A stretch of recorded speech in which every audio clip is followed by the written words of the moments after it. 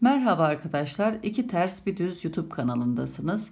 Bugün sizlerle bu görmüş olduğunuz sevimli baykuşu çalışacağız. Bir aplik çalışması yapacağız. Bebek kıyafetlerine ve bebek eşyalarında kullanabileceğiniz çok güzel ve şık bir model. Yapımı da bir o kadar basit. Ölçülerini vermek istiyorum. Yukarıdan aşağı uzunluğu 10 santimetre. Kanatlardan itibaren eni de 15 santimetre. İpinizin kalınlığına ve tığınızın numarasına göre büyüklüğü değişebilir. İsterseniz daha küçük ya da daha büyük yapabilirsiniz sayılarını değiştirerek. Örmek için 3 numara bir yün tığı ve dikmek için de bir yün iğnesine ihtiyacımız var. Eğer çalışmalarımı beğeniyorsanız ve yeni çalışmalardan anında haberdar olmak istiyorsanız abone ol butonuna basıp zili tıklayabilirsiniz. İsterseniz yapılış aşamalarına geçelim. Baykuş aplikemizin örme işlemine gövde kısmından başlıyoruz. Gri renk ipimizle önce bir sihirli halka yapıyoruz. Daha sonra bir zincir çekerek halkamızı sabitliyoruz. Halkanın içerisine 8 adet yarım trabzan çalışıyoruz. Tığımızın başını doluyoruz. Aldığımız ilmekle tığdaki bütün ilmekleri birden örüyoruz. 1 2 3 4 5 6 7 ve 8. Daha sonra ipin ucundan çekerek halkamızı kapatıyoruz. Birinci sırayı tamamlıyoruz. Şimdi ikinci sıraya geçiyoruz. İkinci sıraya geçerken araya bir farklı renk iplik yerleştiriyoruz. Sıra başlarını belirtmesi için. Çünkü spiral şeklinde örmeye devam edeceğiz. Örerken ilmeklerimizin her iki kanadına birden şu şekilde batmıyoruz. Bütün örgü boyunca ilmeklerimizin arka kanatlarına batarak örüyoruz arkadaşlar. Şimdi tekrar tığımın başına doluyorum ve ikinci sıraya başlıyorum. Her ilmeğin içerisine çift batarak ikişer yarım trabzan çalışıyorum. Tekrar aynı yere batıyorum. 2 tane çalıştım. Yanındaki ilmeğe batıyorum arka kanadına. Buraya da yine 2 tane yarım trabzan çalışıyorum. Sırayla her ilmeğin arka kanadına batarak çifter yarım trabzan çalışıyoruz.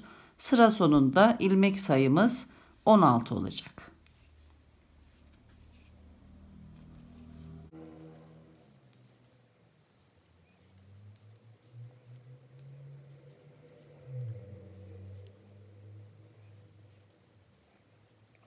İkinci sırayı tamamladım. Şimdi üçüncü sıraya geçiyoruz. Üçüncü sıramızda bir tek bir çift bir tek bir çift şeklinde çalışacağız. Tığımın başını doluyorum. İlk ilmeğin arka kanadına batıp bir yarım trabzan çalışıyorum. Tekrar doluyorum tığımı. Yanındaki ilmeğin arka kanadına batıp buraya çift yarım trabzan örüyorum. Tekrar yanındakine bir tek yarım trabzan. Sıradakine çift. Bu şekilde sıra sonuna kadar devam ediyorum. İlmek sayımız 24 olacak. Dördüncü sıraya başlıyorum. Dördüncü sıramızda iki tek bir çift şeklinde örmeye başlıyoruz. Tığımın başını doluyorum. İlk ilmeğe bir yarım trabzan, yanındakine yine bir yarım trabzan. 2 tane ördükten sonra üçüncüye çift yarım trabzan çalışıyorum. Tekrar 1 2 yarım trabzandan sonra üçüncüye çift yarım trabzan çalışıyoruz. Sıra sonuna kadar aynı işlemleri tekrarlıyoruz. İlmek sayımız 32 olacak. 5. sıraya başlıyorum. 5. sıraya çift batarak başlıyoruz. Aynı yere batarak bir çift yarım trabzan çalışıyorum. Tekrar aynı yere battım. Şimdi sırayla 3 tane yarım trabzan çalışıyoruz. 1 2 3. Dördüncüye çift batıyoruz. Tekrar 1,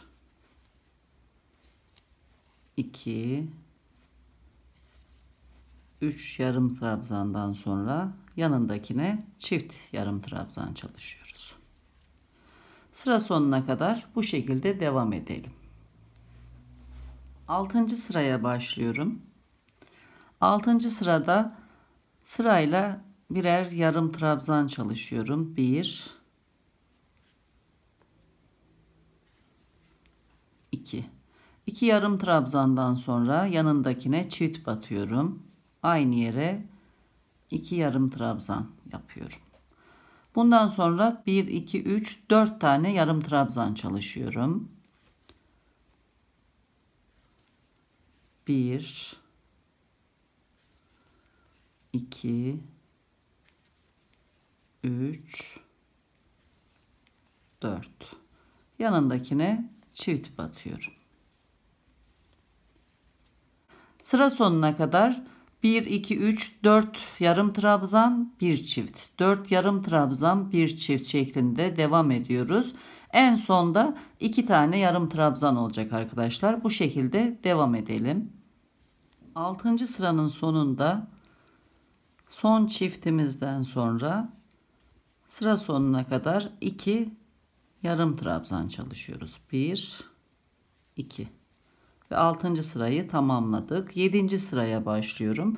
7. sırada önce 4 tane yarım trabzan örüyorum sırayla.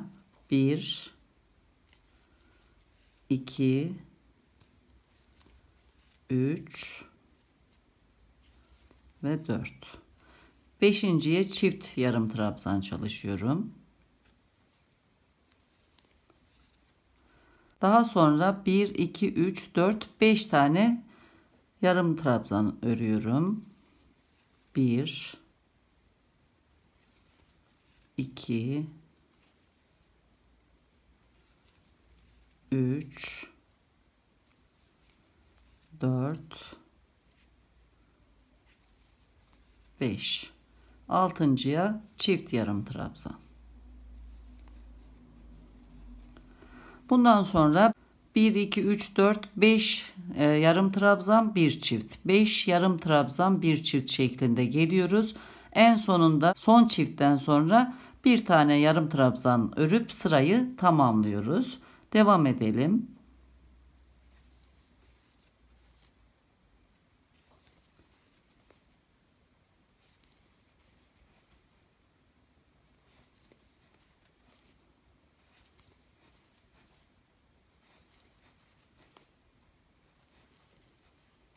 Yedinci sıramızın sonunda son çift yarım trabzandan sonra en son ilmeğe bir yarım trabzan daha yapıyoruz ve 7. sırayı tamamlıyoruz. Gövdenin örme işlemi bitti. Şimdi kulak kısmını öreceğiz.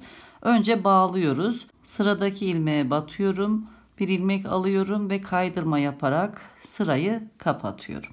Şimdi kulaklara geçiyorum. Bunun için 5 zincir çekiyorum. 1, 2, 3, 4, 5. 2 kez tığımın başını doluyorum. Aynı yere batıyorum ve buradan ikişer ikişer ilmeklerimi örüyorum. 1, 2 ve 3 kere de kapatmış oldum. Tekrar tığımın başını 2 kez doluyorum. Yanındaki ilmeğe batıyorum. Burada da yine 3 kere de çekiyorum ilmeklerimi. Daha sonra bir kez doluyorum ve 1, 2, 3, 4 tane trabzan yapıyorum. 2 kere de çekiyorum tığdaki ilmekleri. 1, 2, 3 ve 4. Son ilmeğe batıp buraya bir sık iğne yapıyorum. Sağ taraftaki kulağı tamamlamış oldum. Şimdi bu tarafı aynı şekilde gittikçe yükselecek şekilde buranın tam tersi olarak çalışıyorum. Tığımın başını doluyorum. Bir yarım trabzan çalışıyorum. Daha sonra 1, 2, 3 tane ikili trabzan çalışıyorum. tığdaki ilmekleri 2 kere de çekiyorum. 1 2 ve 3. Tığımın başını 2 kere doluyorum. Yandaki ilmeğe batıp burada 3 defa da çekiyorum. Üçlü trabzan çalışıyorum. Bir tane daha yapıyorum. 2 kez doladım yanındakine. 1 2 ve 3 seferde çektim. Son trabzanda ise 3 defa doluyorum tığın başını ve buraya batıp 4 seferde çekiyorum. 1 2 3 ve 4. Bu kısımda ipimi kesiyorum.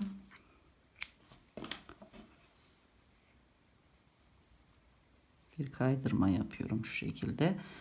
Ters taraftan ipi aradan yürütüyorum ve temizliyorum.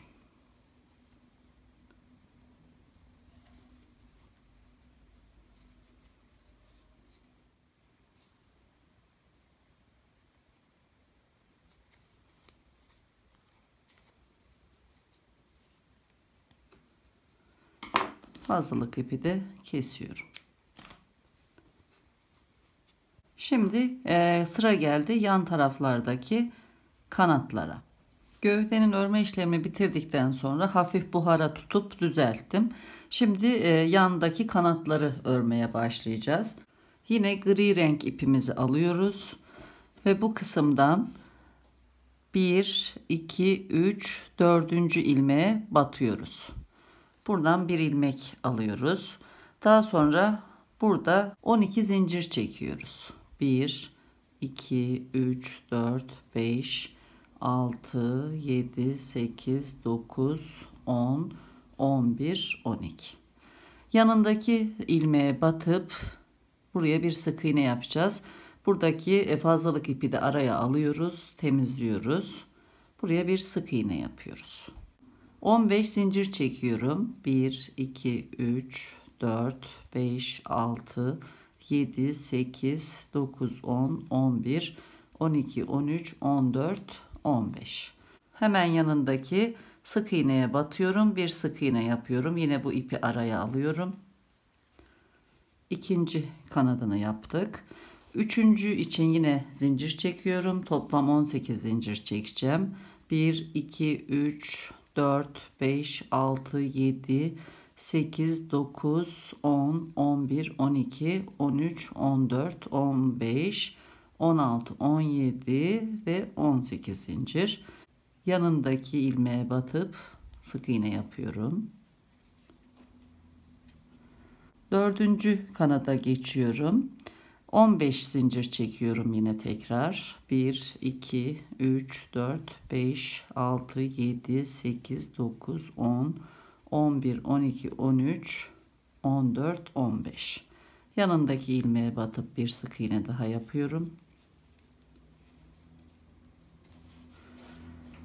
5. ve son kanadı çalışacağız. 12 zincir çekiyorum. 1 2 3 4 5 6 7 8 9 10 11 12.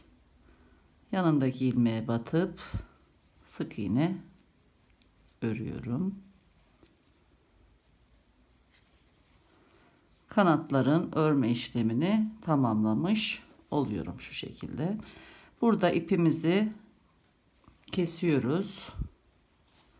Fazlalık ipi şu şekilde bir kaydırma yapıyorum ve kesiyorum. Bu fazlalık ipi arka tarafta yürüterek temizliyorum.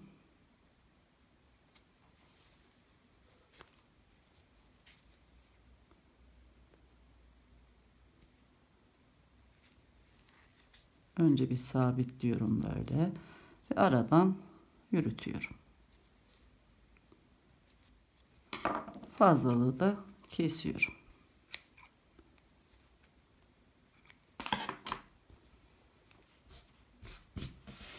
Şimdi sağ tarafa yapacağız ama buradan öreceğimiz için buradan 1 2 3 4 5 6 7 8 9'uncuya batıyorum.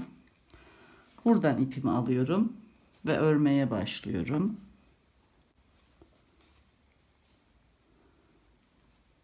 Buradaki gibi bunun simetrisini çalışacağız. 12 en son zincir çekmiştik burada altta.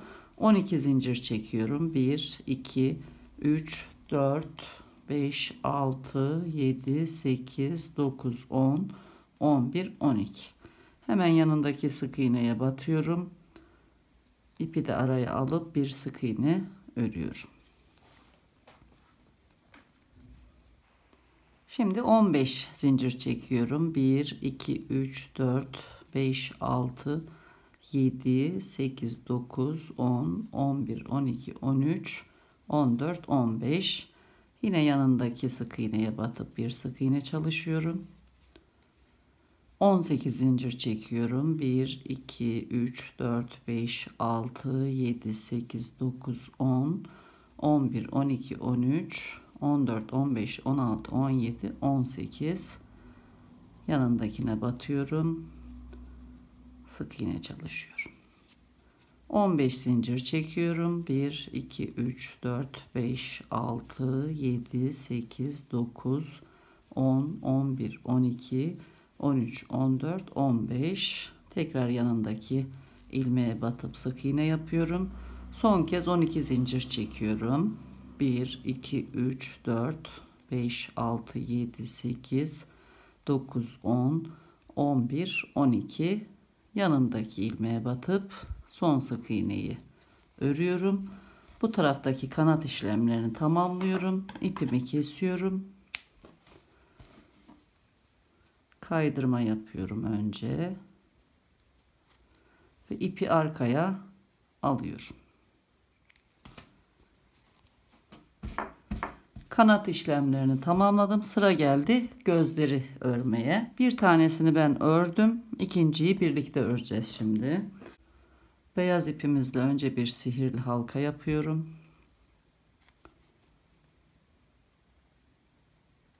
Bir zincir çekip sabitliyorum. Ve halkanın içerisine 6 sık iğne çalışıyorum. 1, 2, 3, 4, 5, 6. Kapatıyorum halkamızı. Burada spiral şeklinde değil, kapatarak çalışacağız sıraları. İlk ilmeğe batıyorum ve buradan bir kaydırma yaparak birinci sırayı kapattım. Tekrar bir zincir çekiyorum. Aynı ilk ilmeğe batıyorum. Kaydırma yaptığımız ilk ilmeğe batıyorum ve buraya bir çift sık iğne yapıyorum. Devamında her ilmeğe batarak çifter sık iğne çalışıyoruz sıra boyunca. Toplamda 12 ilmeğimiz olacak. Sırayla çifter sık iğne.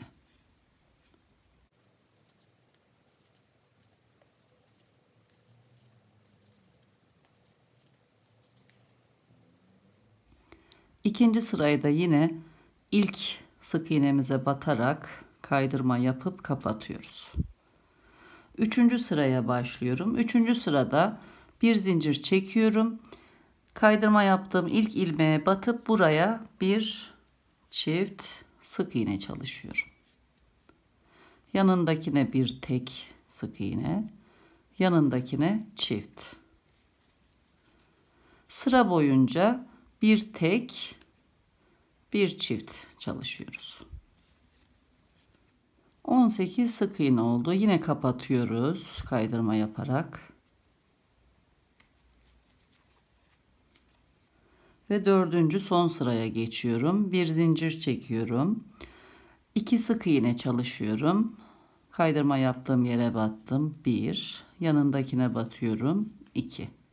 Üçüncüye çift sık iğne. Tekrar 1, 2 sık iğneden sonra üçüncüye çift. Sıra boyunca bu şekilde çalışıyoruz. Son çift sık iğnemizi de yaptım. 24 sık iğne oldu. Şimdi yine kapatıyorum sırayı. Kaydırma yapıyorum. Bir miktar ip ayırıp kesiyorum. Dikmek için kullanacağım ipi. Ve buradan şu şekilde geçiriyorum ipi içinden. Şimdi burada daha düzgün gözükmesi için şu şekilde kapatacağız. Bunu iğneyle de yapabilirsiniz ama ben tığla yapıyorum. Sıradaki ilmeğin bir ilmek ötesinden batıyorum. İpimi çekiyorum. Daha sonra en son çıkmış olduğum en son ipimizin çıktığı ilmeğin altından ilmeğe tekrar batıyorum. İpimizi bu kısma çekiyoruz.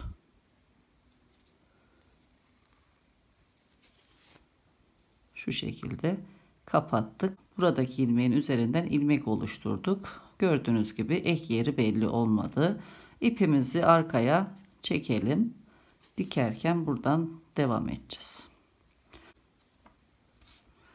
İki gözünde örme işlemini tamamladım. Şimdi bu kısma bırakmış olduğum iplerle iğne ile makine dikişi yapacağım. Gözleri şu şekilde yerleştirdim. Birini diktim. İkinciyi birlikte dikeceğiz. İğneledim şu şekilde kaymaması için. Buradan iğne ile makine dikişi yapacağız. Bu kısımdan alttan batıyorum ve yukarı çıkıyorum. Şu şekilde. Daha sonra hemen bir sık iğneden sonra aralığa batıyorum şöyle. İpimin bulunduğu yerden bir sık iğne öteden çıkıyorum yukarı.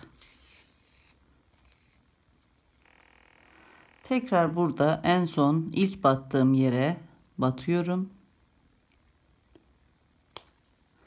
Ve buradan ipimden sonraki sık iğneden sonra aralıktan çıkıyorum.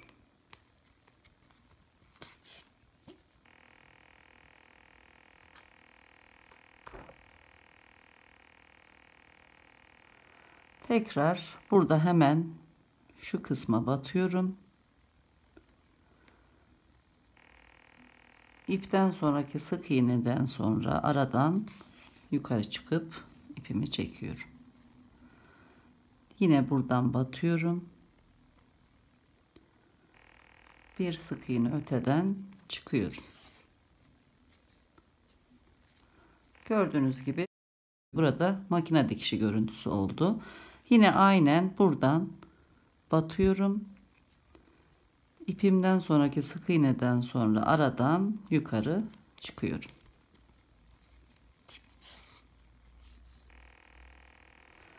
Başlangıç yerine kadar bu şekilde dikiyorum. Dikişimi tamamladım. Buradan aşağıya iniyorum.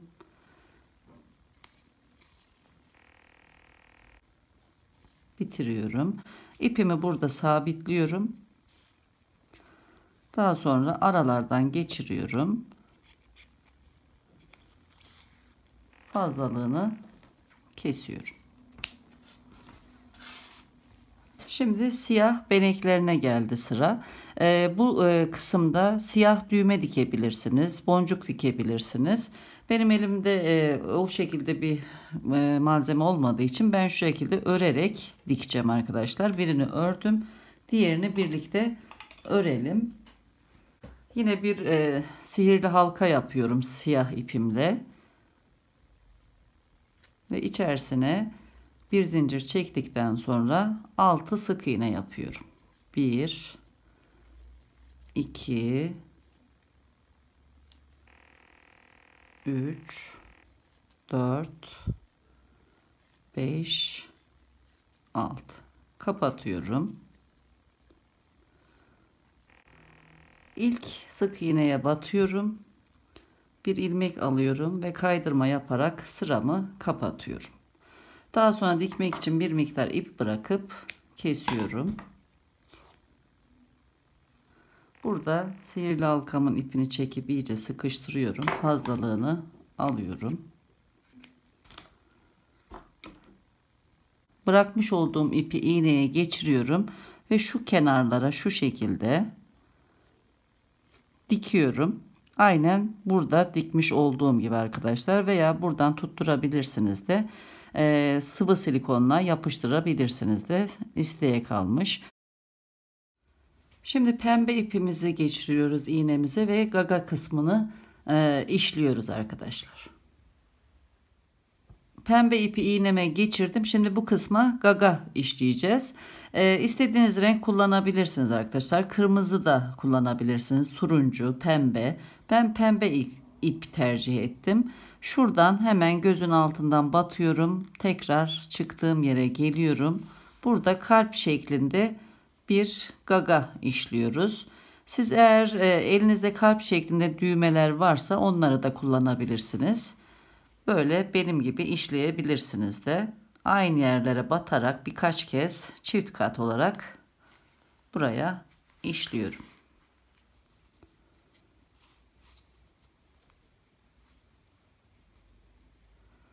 Aynen battığım yerlere tekrar batıyorum.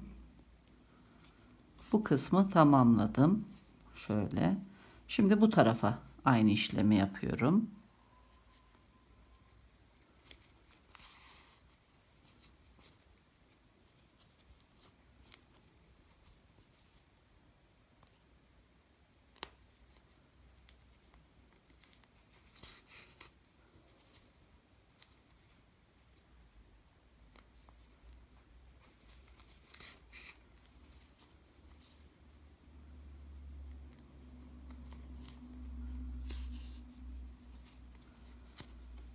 Şu şekilde gaga kısmını tamamladım. Arka tarafta ipimi sabitleyip kesiyorum.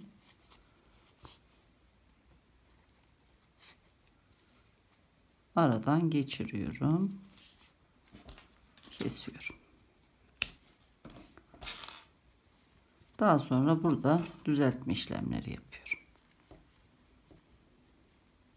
Turuncu iple pençelerini çalışacağız arkadaşlar. Aynı yöntemle. Orta noktayı belirledim ve buradan 1 2 3 sık iğne öteden bu kısma ilk pençeyi yaptım. Şimdi sıra geldi bu tarafa. Şöyle ipimi 2 kat geçirdim. Buradan 1 2 3 sık iğne öteden batıyorum. Şu şekilde bu kancanın içinden geçiriyorum ipimi. Şöyle düğüm oluşmaması için. Daha sonra aynı yerden tekrar çıkıyorum.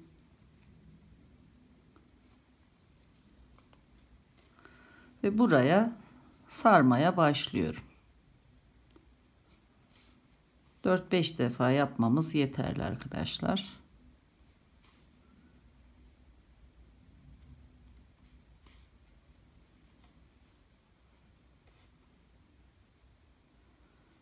Şu şekilde arka tarafa geliyorum. İpimi burada sabitleyip fazlalığını alıyorum.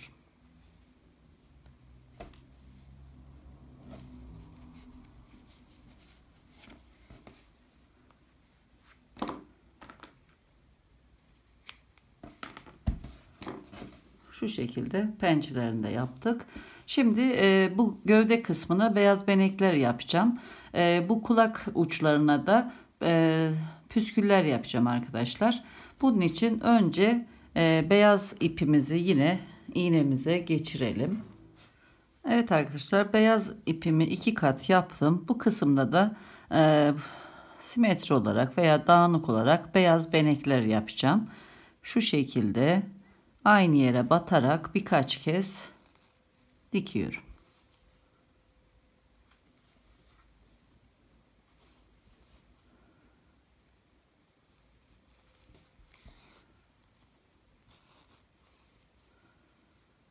Üç defa batmam yeterli çift kat olarak. Daha sonra aradan yürüterek şöyle ipimi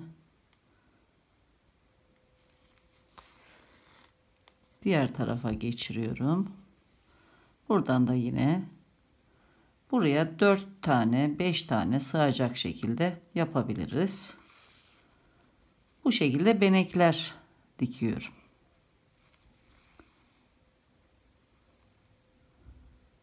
Aynı yerlere batıyorum 3 defa ve aradan yürüterek diğer tarafa geçiyorum. Bu şekilde yapıyorum. Üstte de altta da istediğiniz kadar yerleştirebilirsiniz arkadaşlar. Tamamlayalım. Sıra geldi kulakların üzerindeki tüyleri yapmaya arkadaşlar. Birini yaptım, ikinciyi birlikte yapacağız. Şimdi iğnemi geçirdim çift kat olarak. Buradan yaklaşık olarak da 17-18 santimetre kadar ip kestim arkadaşlar. 18 santimetre beyaz, açık gri, koyu gri olarak istediğiniz kadar ekleyebilirsiniz. Şu şekilde ikiye katladım ipleri. İpin arasına şu şekilde ikiye katladım. İpi çekiyorum. Şöyle. Aynı yerden bir kez daha şöyle dolanıyorum. Sıkıca yerleştirdim. Daha sonra ipleri ikiye katlıyorum ve etrafına ip sarıyorum. Şu şekilde. Sıkıca sarıyorum.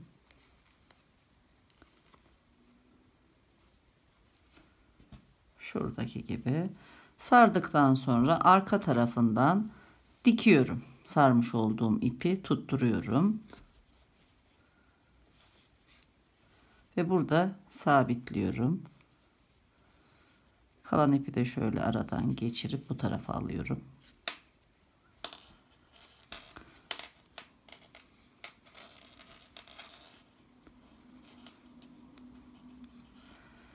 Daha sonra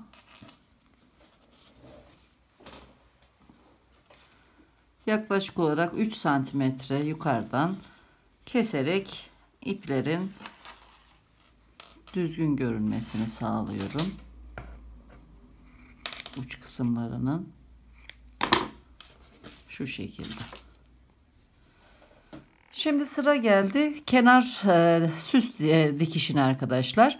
Önce çepeçevre baykuşun etrafına bir sıra spor dikiş gidiyoruz. Daha sonra kanat kenarlarına zincirlerin içerisinden de beyaz ip geçirerek bu kısmı da süslüyoruz ve işlemleri tamamlamış oluyoruz. Bunun için bir sık iğne öteden batıyorum. Sık iğnenin altından geçip tekrar yukarı çıkıyorum beyaz ipimle. Tekrar bir sık iğne atlayıp aşağıya iniyorum. Bir sık iğne atlayıp yukarı çıkıyorum.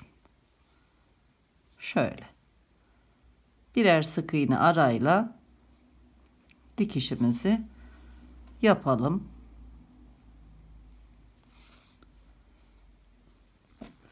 Çepeçevre devam edelim. Baykuşun kenar spor dikişlerini tamamladım. Bu kısımdaki kanatların 3 tanesine beyaz ip geçirdim aralarından. 2 tanesini gri bıraktım. İsterseniz hepsini yapabilirsiniz. İsterseniz hiç yapmayabilirsiniz. Şimdi burada nasıl yaptığımı göstereceğim. Burada beyaz ipimi zincirin içerisinden alıyorum. Bir bu taraftan şöyle alıyorum. Daha sonra alttan yukarı çıkıyorum. Bu taraftan tekrar rastgele dikiyorum arkadaşlar. Aradan geçiriyorum. Kırçıllı gözükmesi için bu şekilde.